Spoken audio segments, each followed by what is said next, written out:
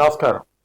ఈరోజు స్టూడియోలో మనతో ప్రముఖ రాజకీయ విశ్లేషకులు, దర్శక నిర్మాత మల్లా రమేష్ గారు ఉన్నారు. మల్లా రమేష్ గారు నమస్తే అండి. నమస్తే అండి. ఇక తెలంగాణ రాజకీయాల విషయానికి వస్తే కేటీఆర్ చాలా దూకుడుగా ఉన్నారు. అంటే విమర్శల్లో హరీష్ రావు గారు కూడా దూకుడుగానే ఉన్నారు.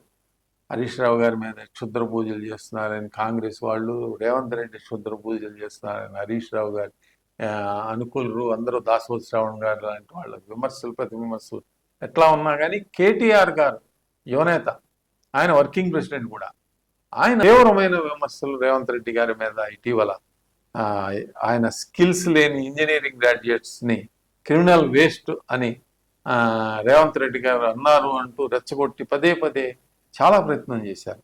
అయినా కూడా తెలంగాణలో ఏ విధమైన అలజడి రేగిన సందర్భం కనిపించలేదు. దీనికి ప్రధానమైన కారణం ఎందుకని జీని కేటీఆర్ గారు ఆయన యువకుడై ఉండే ఆకర్షించలేకపోతున్నారు అని అనుకోవచ్చా? అసలు కేసీఆర్ కానీ తనయులకు కానీ ఆ పార్టీ వాళ్ళకి కానీ రేవంత్ రెడ్డి గారిని కానీ లేకపోతే వేరే పార్టీని ఎవరినైనా ప్రశ్నించేంత హక్కు అసలు లేనలేదు. పక్కా అనమాట. ఎందుకంటే తెలంగాణ వస్తే డెవలప్ అయిద్దని తెలంగాణలో డిమాండ్ చేసి చనిపోయి నిరాదీక్ష చేసి గొడవలు చేసి అల్లరి చేసి ఆందోళన చేసి తెలంగాణ విమర్శలు అవి చేసుకొని తెలంగాణ సాధించిన తర్వాత ఉమ్మడి రాష్ట్రం కంటే అత్యధికంగా దోపిడీ చేసి చిన్న రాష్ట్రం అయినప్పుడు కూడా ఉమ్మడి రాష్ట్రంలో జరిగిన దోపిడీ, ఇన్నేళ్ల దోపిడీ అంతా కలిపి ఒకడే చేసేసింది 10 ఏళ్లలో. అది జనానికి తెలుసు. ఈరోజు డబ్బు లేదు, డిఎల్ ఇచ్చే పరిస్థితి లేదు, ఉద్యోగస్తులకు మెడికల్ రియంబర్స్మెంట్ లేదు, విద్యార్థులకు సంబంధించినటువంటి ఫీజు బకాయిలు ఉన్నాయి, ఇల్లు సరిగ్గా లేదు, రోడ్లు సరిగ్గా ఇబ్బంది పడాల్సి వస్తుంది. ఈ పరిస్థితిలో ఇది చూసి చూసి వైరాగ్యంతోనే, ఇది కాంగ్రెస్ మీద ప్రేమతో గెలిపించలేదండి ఓటర్లు, వాళ్ళ మీద వ్యతిరేకత, కేసీఆర్ పార్టీ పట్ల పార్టీ వ్యతిరేకతతో ఓడించారు. అది ఇంకా షాక్ నుంచి జనం తేరుకోలేదు. కాదు రేవంత్ రెడ్డి లాగలేకపోవడానికి కారణం ఏంటంటే డబ్బు లేదు. ఆ సంగతి జనానికి తెలుసు. రేవంత్ రెడ్డి చేయలేకపోతున్నాను అంటున్నారు కానీ కేసీఆర్ వాళ్ళు మంచి వాళ్ళని అంటలేదు. అది ఎవరో ఆయన పార్టీ సానుభూతి పనులు తప్ప. ఇక ఈ జంజీ కాదు కదా, ఈ యూత్ అయినా ఎవరైనా అట్రాక్ట్ కావడానికి అవకాశం అందరికీ తెలిసింది వీళ్ళ సంగతి. ఆనాడు కూడా యూత్ ఏం లేదండి, వాళ్ళకి టీఆర్ఎస్ యూత్ ఎప్పుడు లేదు అసలు. వాళ్ళు ఎటుబడి అవినీతి పరులు, దోపిడీదారులు, చందాలు వసూలు చేసేవాళ్ళు, ఈ మీడియా పరంగా వాళ్ళని ఫోకస్ చేస్తూ డైవర్ట్ చేయడానికి ట్రై చేశారు తప్ప యూత్ సపోర్ట్ వాళ్ళకి ఎప్పుడు లేదు. మీడియా అంతా వాళ్ళ చేతుల్లో ఉంది. లేకపోతే ఏమంటే ఏదో ఒకటి బెదరగొడతాడు అప్పుడు పవర్ లో ఉన్నప్పుడు.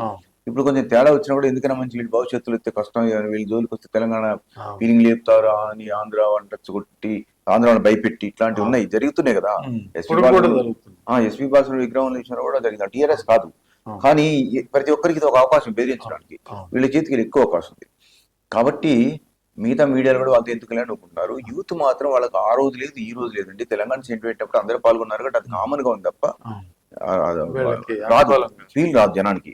ఎందుకంటే భారత పాలనలోనే Telangana public service commission paper లీక్లు కానీ, మరి గ్రూప్ సర్వీసెస్ ఎగ్జామ్స్ కూడా రద్దు చేయటం కూడా జరిగింది. మరి అలాంటి చరిత్ర ఉన్న పార్టీ ఏ విధంగా జనరేషన్ జీ వాళ్ళు అసలు ఇది కొంచెం చరిత్రే.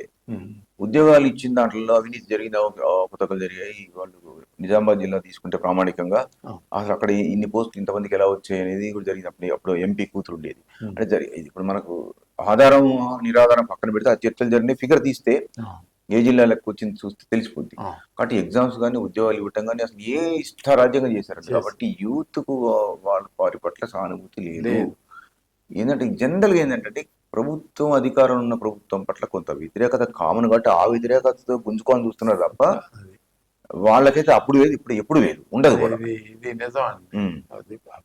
అధికారంలో ఉన్న పార్టీ కొంత వ్యతిరేకత, సహజమైన వ్యతిరేకత ఉంటుంది కాబట్టి ఆ వ్యతిరేకతని తమ బలంగా చూపించుకుంటున్నారు. అంటే వాళ్ళు నిజంగా బలం పెంచుకున్నది లేదు, ఉండదు కూడా. మరిన్ని అప్డేట్స్ కోసం మా కాయ్ టీవీని సబ్స్క్రైబ్ చేసుకోండి. మా వీడియో కనుక మీకు నచ్చినట్లయితే లైక్ చేయండి, షేర్ చేయండి. మీ విలువైన అభిప్రాయాలను కామెంట్ బాక్స్లో తెలియజేయండి.